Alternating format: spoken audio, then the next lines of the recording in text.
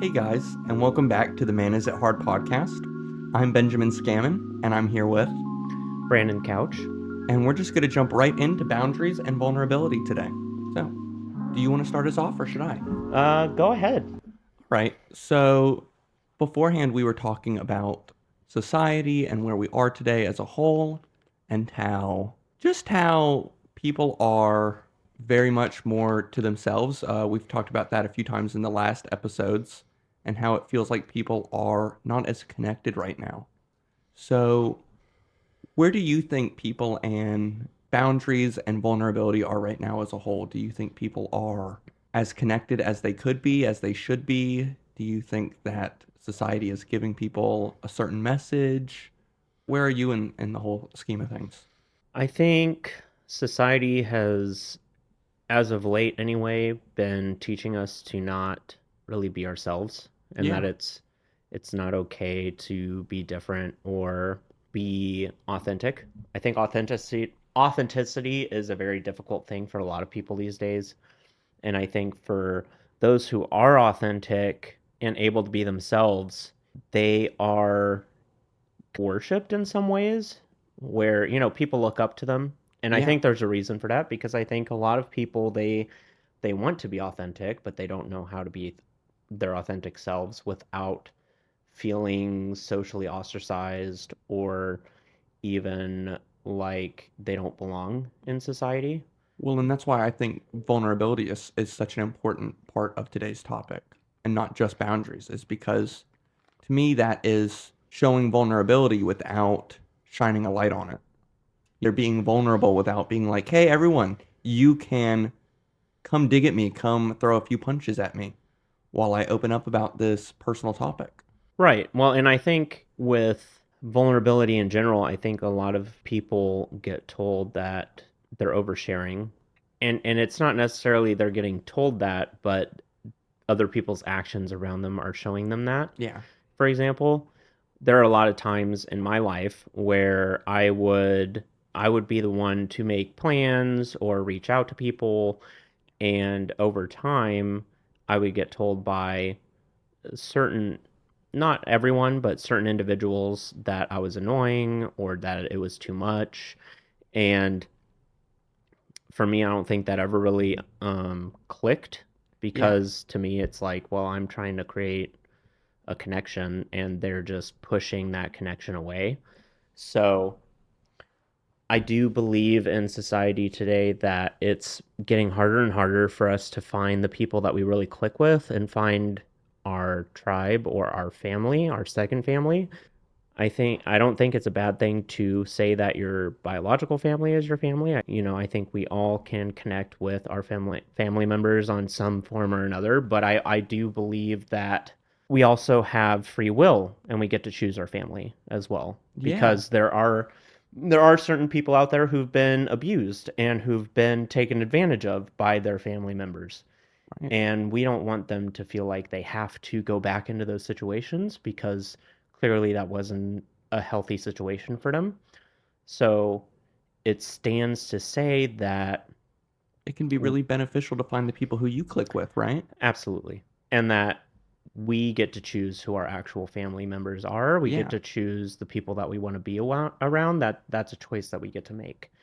And I think it is hard in some situations, especially people who find themselves in domestic violence situations, because they do have a tendency to repeat the same cycles of being around the same individuals. And it can be difficult for them to pick out the behaviors of those individuals early or even while it's happening. And so that makes it even more difficult to get out of those situations. Right. Well, they can be so used to those behaviors and situations that it's not always easy to recognize until they've gotten themselves back into the same cycle. Mm-hmm. So that makes complete sense.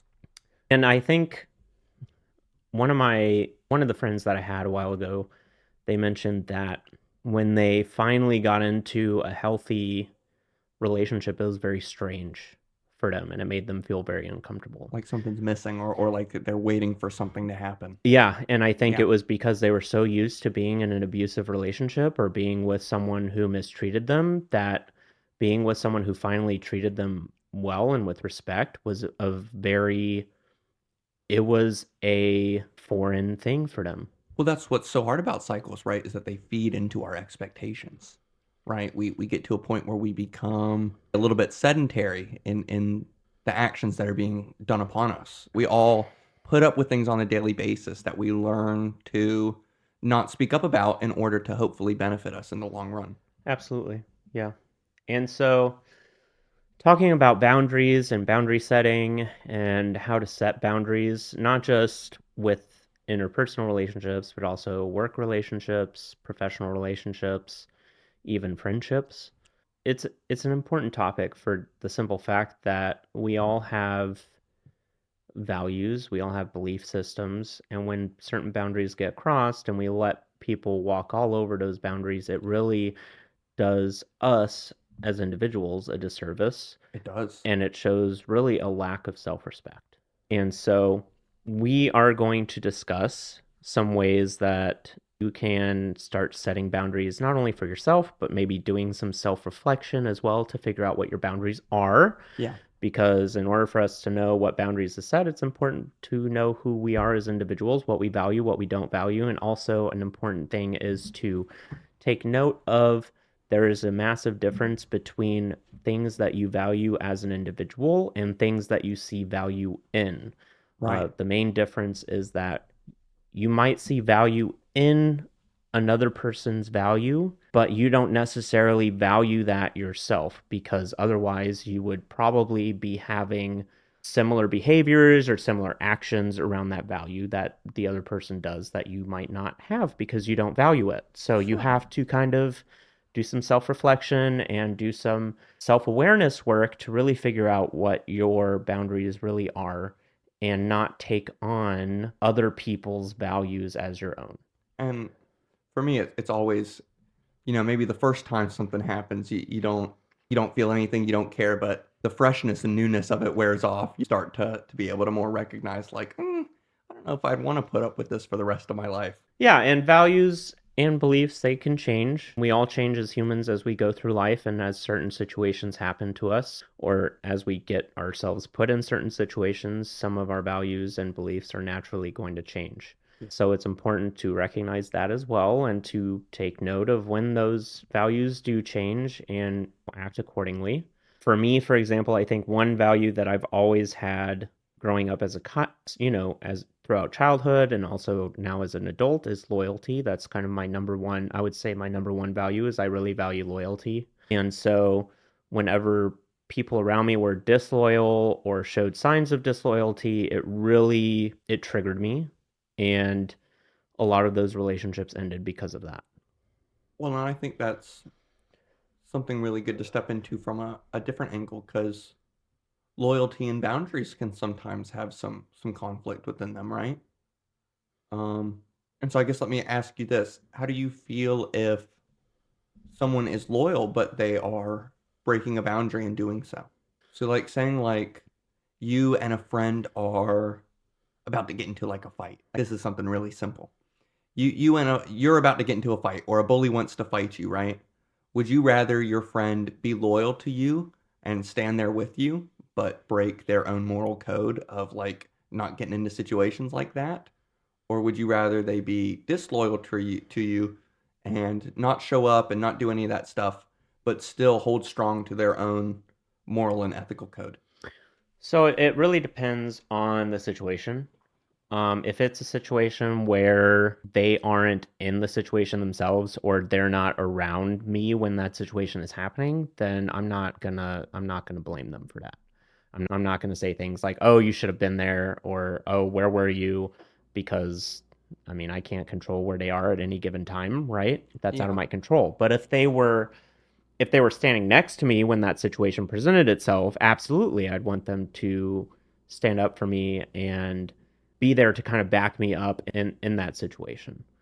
But if it was a situation where, like I said, they weren't there, and later I'm describing it to them, and it really does depend on the situation. But if it was a fight and I got into a fight with someone, and then later I was explaining it to a friend of mine and they were like, "Oh, well, you got that. you got yourself into that situation, so that's kind of on you, then yeah, I probably would have seen that as disloyalty. But if they kind of explained their viewpoint around it and were able to explain my behaviors that got me put into that situation to begin with, and were like, this is why this happened, Right. then I'd probably be upset in the moment, but later I'm gonna look back at that situation and be like, ah, you were right. Yeah, I instigated the situation. Yeah. That's on me, not on you. And so I'm not gonna blame them over that. Um, there have been situations though where I was friends with someone and then they would, either their significant other or even them, they would brag about being with someone else other than the person that they were with at the time. And yeah, I'd cut them off. And that's just because I value loyalty. And if you're going to be disloyal to your partner, then down the line, you're probably going to be disloyal to me. So, Yeah. And that can be a good way to see it. I think we both have conflicting views on that because I don't know if I necessarily believe that. I've certainly seen some people hold grudges and become completely different people based on those they're around too. For me, I've seen some people who would absolutely trample a certain person and at the same time go and hold roses and flowers up to a completely different group. right. Yeah. Well, I think when I was an adolescent, I definitely made questionable decisions with the group of people that I would hang around.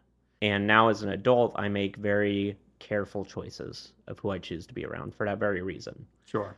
And I think it's important to do that, not necessarily all the time, because sometimes it's a learning experience and we have to go through certain experiences to learn. Otherwise, we might not even figure it out until way later into adulthood, which makes things more difficult. For instance, if you were somebody who didn't really socialize a lot and you finally got the opportunity to socialize when you're in your early 20s and that was like the first opportunity you got, you're gonna definitely hit some roadblocks along the way, and it's gonna be one of those situations where you just have to take each negative situation as a learning experience and move on and just learn from those experiences as you move forward. And so it can be one of those, late bloomer situations where you don't really figure out how to do certain things or interact with certain individuals until way later. But if you make the choice to not learn from those situations and keep finding yourself in the same situation over and over again, you might want to ask yourself the question, why am I putting myself in these situations over and over again? Because in most cases, it's a learning experience and it's telling you you haven't learned from your past experiences. Well, and not to be super specific about that situation, but in moments where you don't have a lot of social growth, it can be really hard to identify what good self growth looks like without having someone there with you to help you not even catch up on that journey, but just get to where you want to be. It's going to be so hard, just in general, to simplify it, is for someone to find self growth without being able to identify self growth. So I think, and not to continuously jump back to past episodes every week, but why it can be so important, as we've said in others, to work together and why it's so important for us to try and be there for one another, especially for those we care about, because so easy to get lost in this self growth journey and then to be unable to identify what do I need to be working on and what is something just me complaining about me just being picky towards myself. Because that's not what we want to do either. We don't want to just pick apart the things that make us unique and make us different and turn us into robots. Right. Well, and I think another thing about boundaries that's important is we all have certain tolerance levels. And I think you hear it a lot with people who experience social anxiety or even panic attacks that they don't do very well in crowds or very large groups of people. And that's okay. That's not necessarily a problem. It's not a major, there's nothing, it's not saying there's something wrong with you as an individual. That's not, it just means that that's your comfort level. And is it okay to get out of your comfort level? Absolutely. I think that's when we grow the most in a lot of cases. And I think I have talked to a lot of people and I've met a lot of people who have social anxiety and they have pushed themselves outside of that comfort zone quite a bit to where, they might attend that concert just to see how things go. And they'll be like, I was overstimulated. I didn't like it. It was difficult. And the importance is okay, yes, it was difficult, but what did you learn from that experience? Right.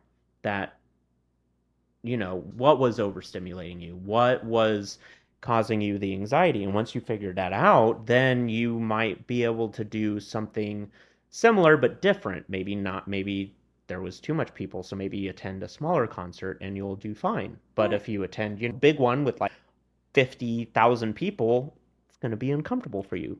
Well, And it's important to know that. and that's why it's so important to problem solve and not problem manage. Yeah. There's a lot of people who are just trying to make one little thing change or one little thing go away. And I like to remind people that being in pain every day is not normal. That's one of those little things I've been seeing make the rounds again lately. Oh, absolutely. Well, and so it's interesting that you mentioned that because I have a I have a friend who I talk to on Discord quite frequently, and he has autism, and he was telling me a story of how he was doing these events, and a kid walked up to him, and because he wears these earplugs because he gets overstimulated with sound. So Sure. they're called loops. They're loop earplugs, and they literally are designed to cancel out certain sounds, Yeah. especially loud ones. And he had a kid come up to him and ask him why he was wearing the earplugs, and when he explained what the earplugs were doing and that they were canceling out a lot of the sound so that he could actually focus on what he was doing, the kid was like, wow, so you mean sounds aren't supposed to hurt? And that's, to me, that's kind of shocking because, a parent should be able to kind of pick up on that. But I think sometimes we miss those Yeah. for whatever reason, either at a very younger age, maybe the parents were like, it's not that loud, deal with it. Right. And they didn't pick, whatever it could have been a situation going on, or maybe they were busy in the moment and they couldn't really address the issue, and then Well, and I didn't even know until recently that honestly, it's okay to wear headphones to like every concert or earplugs or whatnot. well, it's a normal thing for people to wear earplugs to concerts, really. Yeah. And it's important to know that sometimes even when you're in like a loud space like a restaurant, for example, where there's a bunch of people talking around you, it can get overstimulating for certain groups of people. Sure. And I don't know if you've ever watched the show Atypical on Netflix. Great show. Kid who it's all about it's all about a kid who has autism. One of my tattoos is from Atypical. I'm very Nice. genuinely pointing to it. And so I love that show because one of the episodes, his girlfriend literally advocated for her school to do the school dance with headphones. Yeah. And I thought that was really just aware of them and really cool. So it does beg to say that wearing headphones isn't an issue, and these earplugs are they're very small and out of the way, so it's not very noticeable. And so really you can wear them at any place, work if it's overstimulating, and you can actually get your stuff done. So I think it's a neat there are these devices now that are coming out that really do help people who get overstimulated with Yeah, things. for sure. And shout out to the cheap homies because I've seen that some of those little just the 50 cent ones work even if you'll just keep replacing those. Yeah. So I think it's awesome. I think that's just one of those examples your friend showing normalizing comfort and the reasons why it's so important even when you're around others to normalize some of your own quirks and whatnot. Right. Because people really react to how you react about what you're talking about. Like you act scared when talking about something, other people are going to be a little more On edge. Yeah. on edge and hesitant about it than if you walk in so comfortable about what you're about to describe. They'll sit there and think, okay, this must be normal, and I just don't know about it. Yeah. And they'll be so much more willing to adapt. And I think that's one of the awesome things about confidence is that we can do it, and then also one of the not awesome things about it for those who are not there yet is just how important it really can be to develop that layer of confidence with yourself. And Yeah. with your own comforts. Right. And, confidence is a very important thing to talk about as well when it comes to setting boundaries is if you're not confident with the boundaries that you're setting, you're always going to struggle Yeah. trying to set boundaries. And I think that's something that's very important is you have to be comfortable and confident in who you are as a person. And once you do that, it becomes a whole lot easier to start setting boundaries with the people in your life.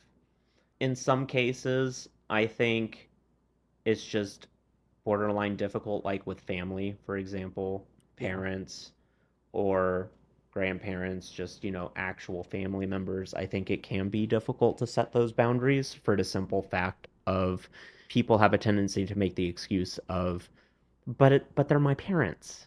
So I can't tell them no, or I can't tell them that they're making me uncomfortable.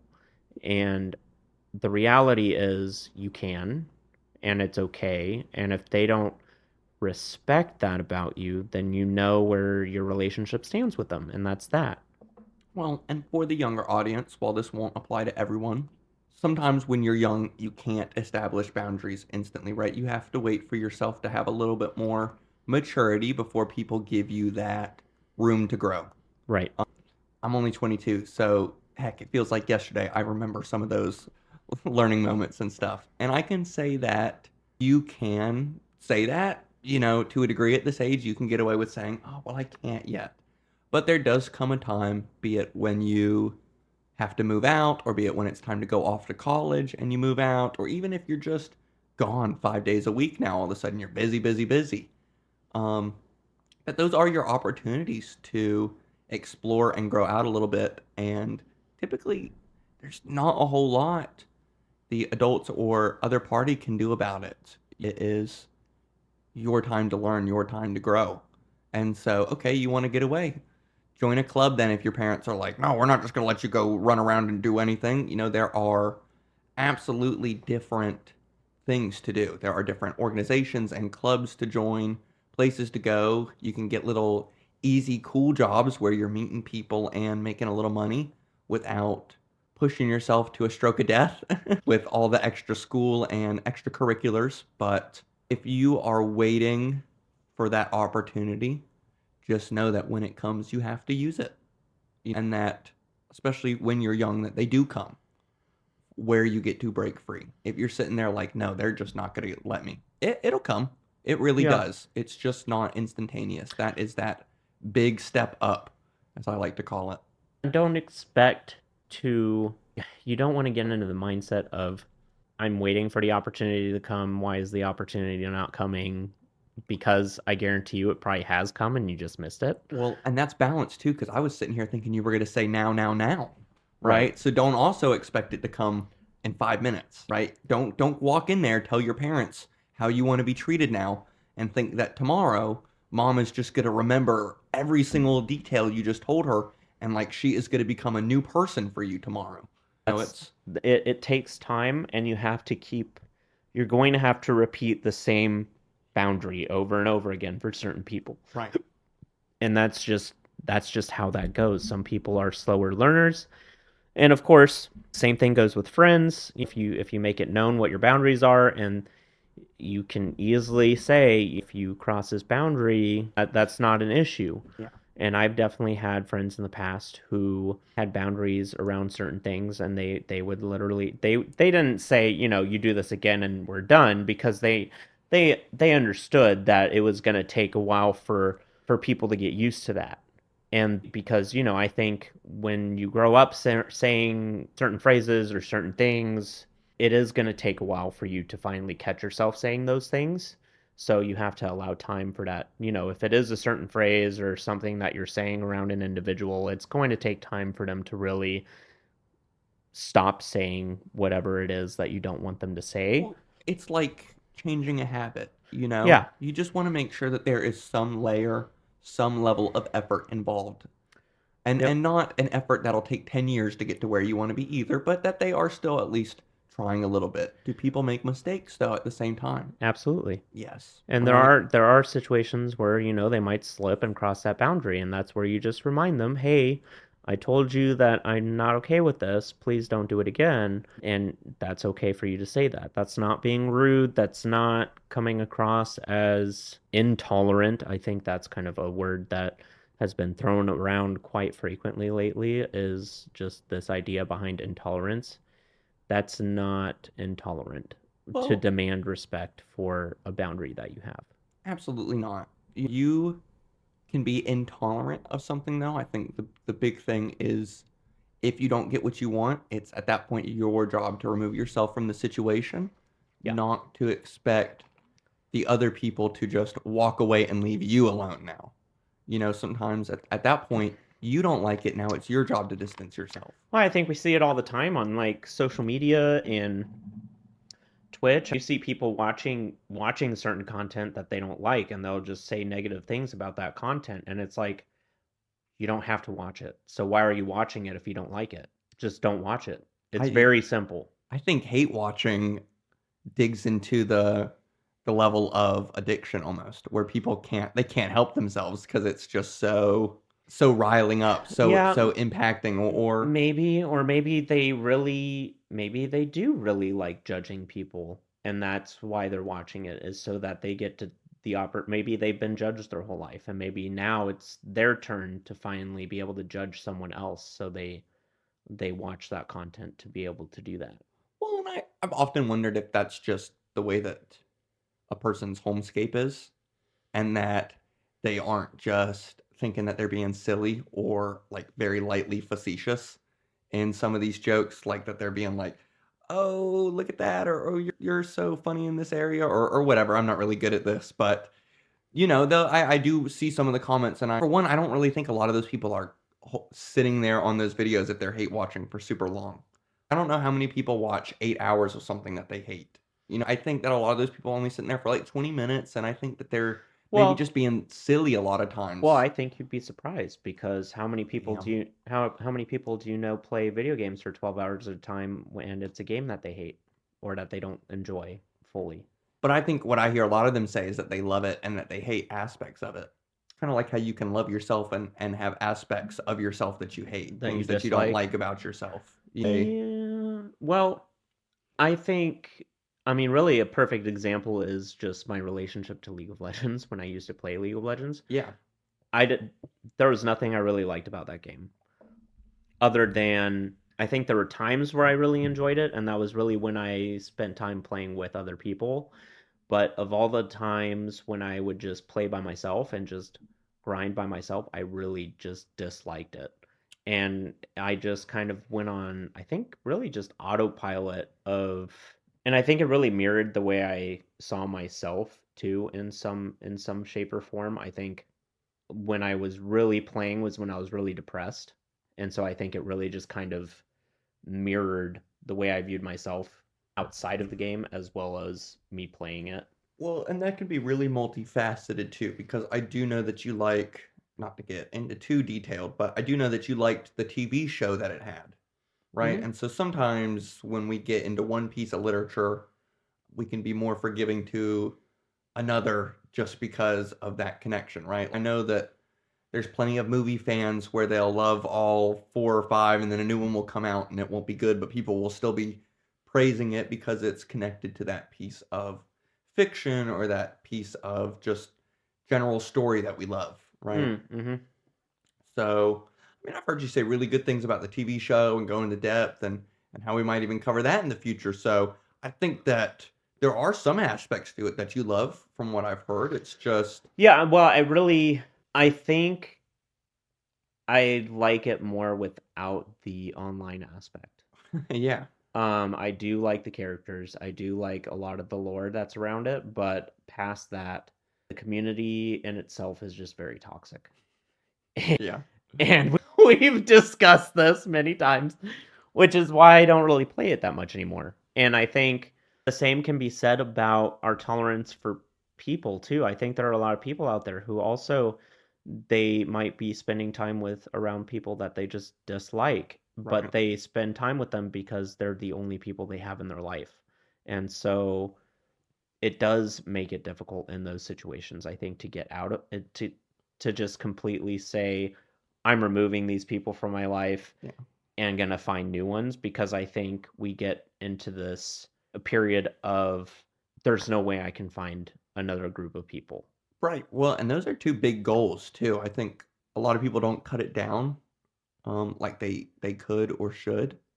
And to say I'm gonna get rid of these people and I'm gonna find new people are really two huge, huge tasks, right? That's like 60 little tiny steps. So, Well, yeah, and I think that's another thing is they don't break it down into like baby steps. They just think of the daunting aspect right. of how much effort it might take.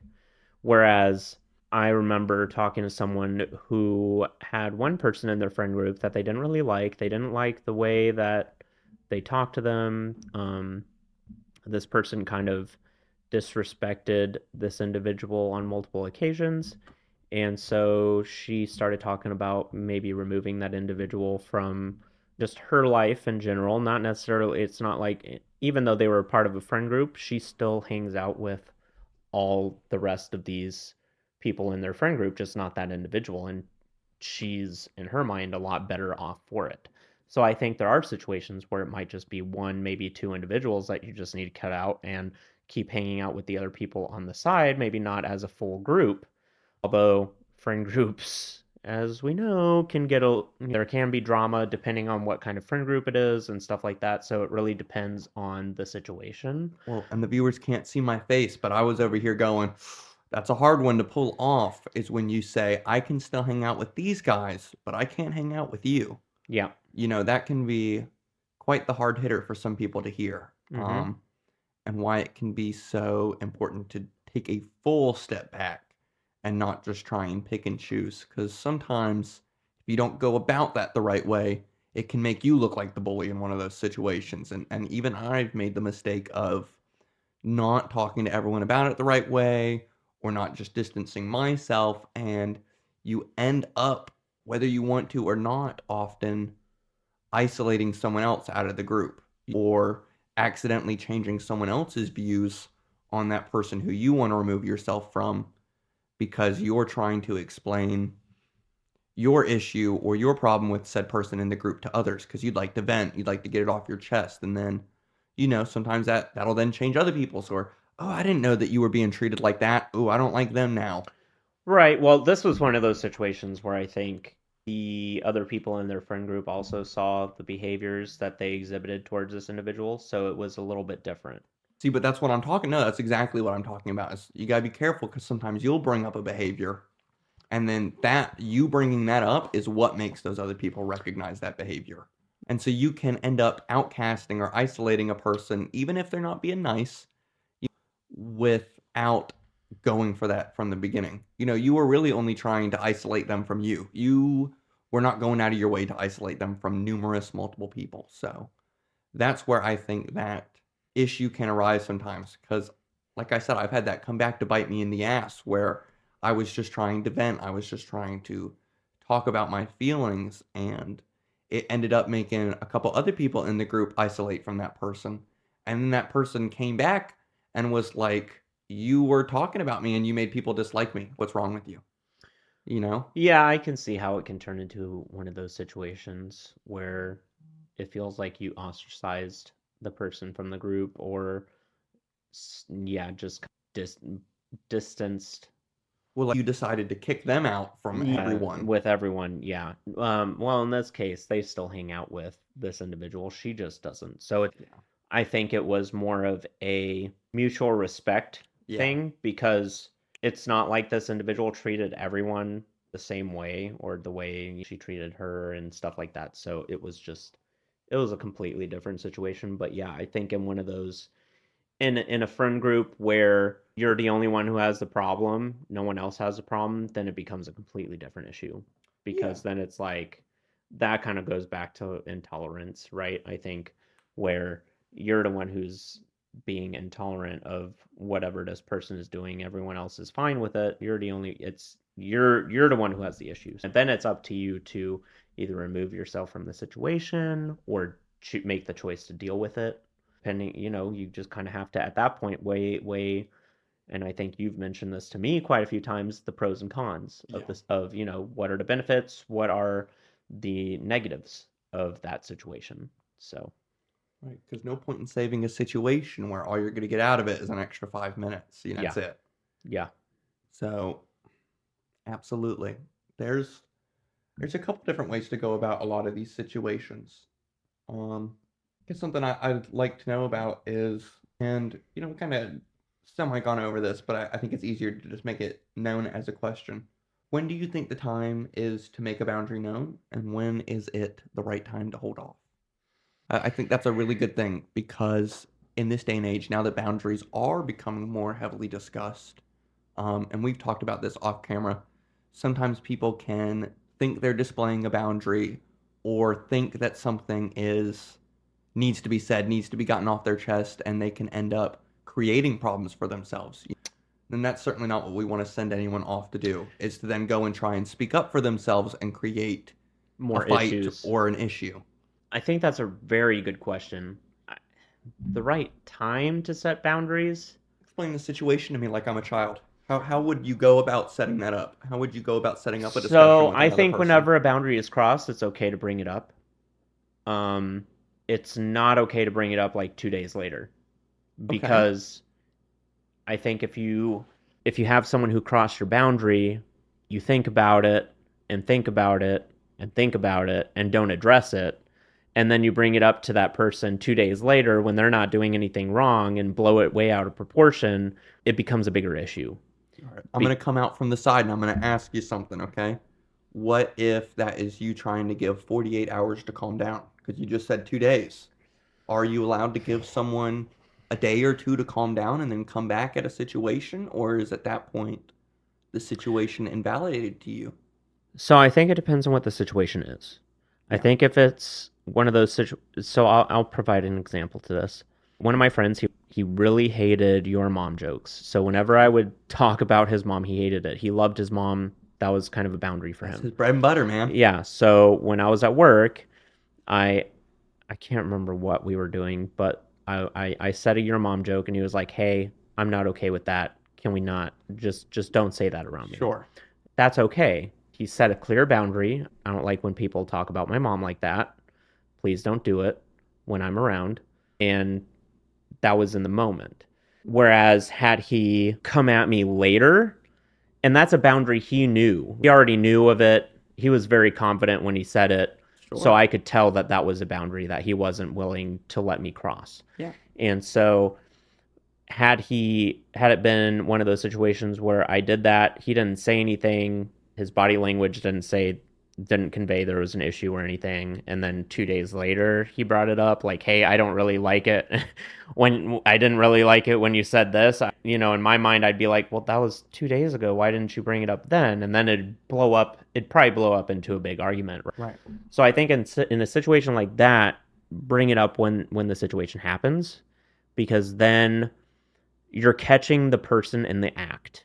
And when you catch them in the act of crossing your boundaries, I think it gets communicated a whole lot more smoothly than now if it's one of those situations where you are upset Yeah. and you don't know why you're upset, but you're upset, you're triggered, you're getting heated, you're starting to fight with the other person. In those situations, I think it is okay to take a step away, cool down, start thinking about, okay, why did that situation upset me? And then later reconvene with that person and be like, oh, I've thought about it. This is what upset me, and have an honest discussion around it. Yeah. I think that's okay. But when it's something that needs to be addressed, like in the moment, I think it's better to set the boundary straight there instead of wait, because the longer you wait and let that person keep doing the same behavior over and over again, then it's just going to blow up eventually into a bigger issue than it needs to be. Well, and that's actually what I'd like to ask you then. So, what would you say to a person who has been in a relationship for a long time, has had a best friend for a long time, or maybe even an issue with a parent, or just someone that they've known for a super long time? Let's say that this is an issue that has been arising for 10 years, right? And that someone's boundary has been slowly being crossed. And that now that they're older and growing up, that they would like to let the other person know that their boundary is being crossed. But this is something that that other person's been doing for 10 years, but it is making the person uncomfortable. So I would say if it's already a habit that's been established Yeah. and you finally want to stand up for yourself or set a boundary. And I'll give an example since that seems to help. Let's say it is even something like you live with a parent and that parent is always touching your food or going in your room and moving your stuff around, or even a friend or a spouse and is always moving your stuff without you wanting them, and it's been something they've always done, but it's you're at the point where you'd like to bring it up, but you don't know how to bring it up without offending them because they've done it for so long, right? Well, because you said it would be very important to go ahead and deal with it, you know? So what do you do for one of those problems that's 10 years old?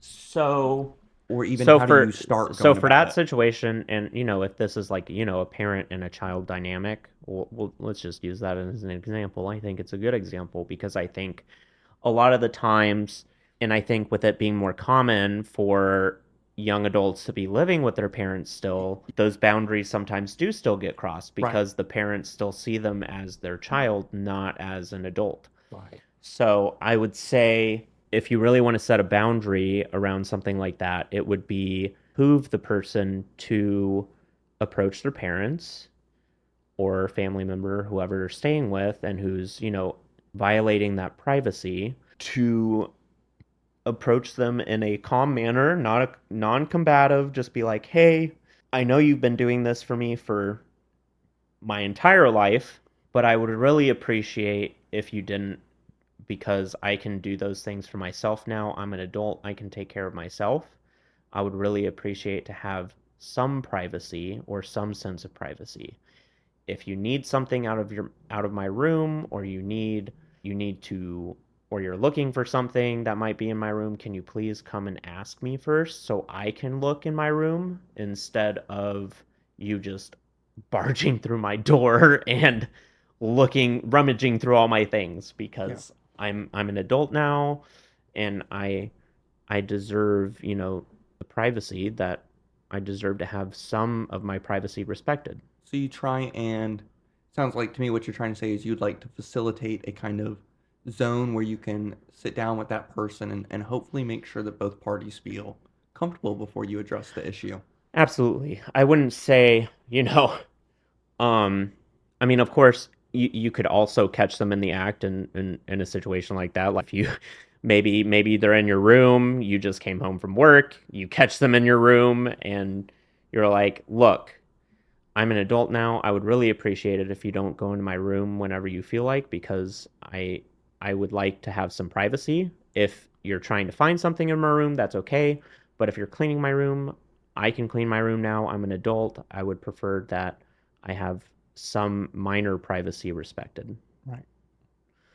Do you think when discussing boundaries like that at a moment, is it important to let the other party know that if they have any issues that they should delve into them, or is that just a moment where you discuss your issue and if they want to come back later on and say anything, that's up to them?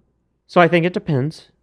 I think there are going to be a lot of cases where you might get some pushback from the family member or parent or caregiver in that moment, where they might be like, "Well, it's my house, my rules. This is, you live here." Well, I hear a lot of people say, "Well, you do this." When someone tells Right. them something, even I have been known to do that, where someone will try and give me, maybe it's not the best piece of constructive criticism. So I'll look at him and go, I might do that, but what about you doing this? As my form of pushback of like, okay, but what's going on here? Because I thought that, the other party might be giving something up. Do you just say, that is true, then we should both work on each other's issues? How would you go about dealing with that if that other person delivers pushback in, yeah, well, this is your problem? I would say it goes both ways. I would say if you're willing to give it, then you should be willing to receive it. Okay. And So totally. yeah, take some responsibility. Don't fight them, especially if what they're saying about you is true. If what they're saying about you isn't true, then there's something else going on. And clearly that might need to be addressed, or that might just not be an environment for you to be in anymore.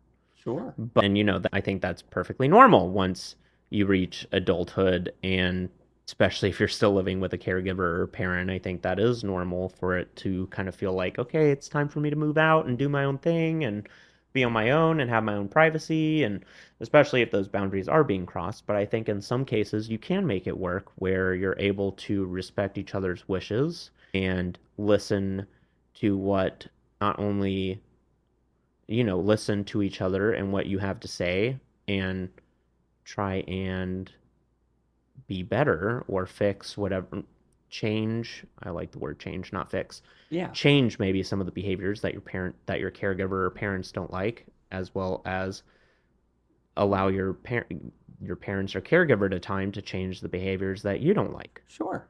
And absolutely, and I completely understand if people are wondering why we find it so important to use the word change. It's because what one person is happy with, another may not be happy with it, and Yeah. it doesn't mean that that instance needs to be invalidated.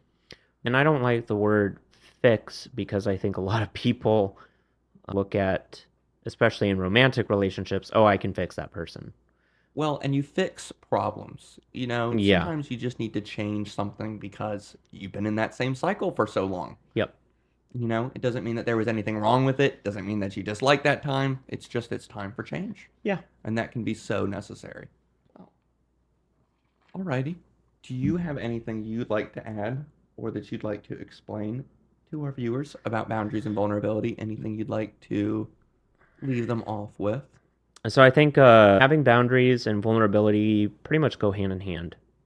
There are moments where you might say too much, and it's okay in those moments. It's just learn from those moments and learn how to maybe not overshare in the future, and pick and choose who you want to be vulnerable with, because not everyone's going to receive your vulnerability the same way.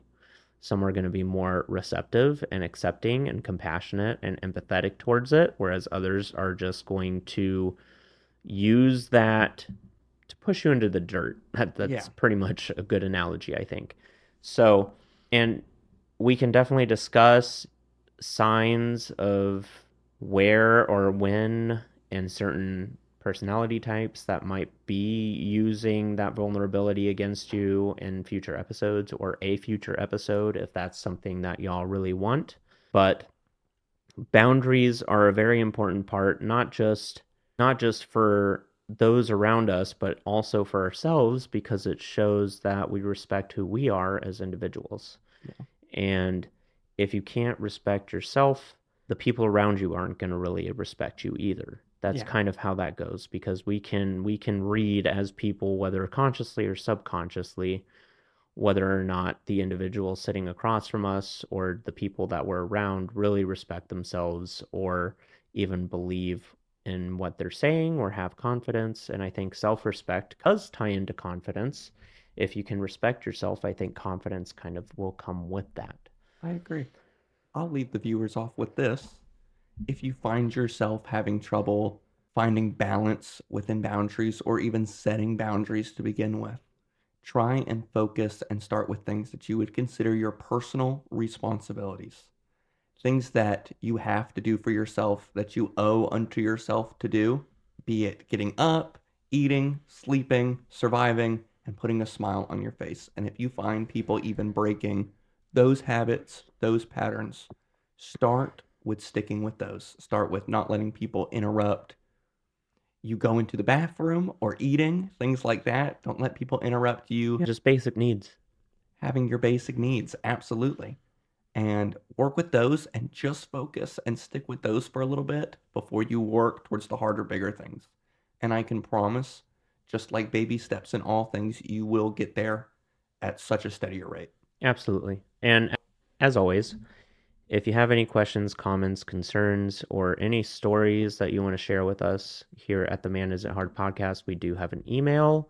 It's manisithard@gmail.com. We also pay attention to any comments on Spotify as well as YouTube and other platforms that we're streaming to. All of it.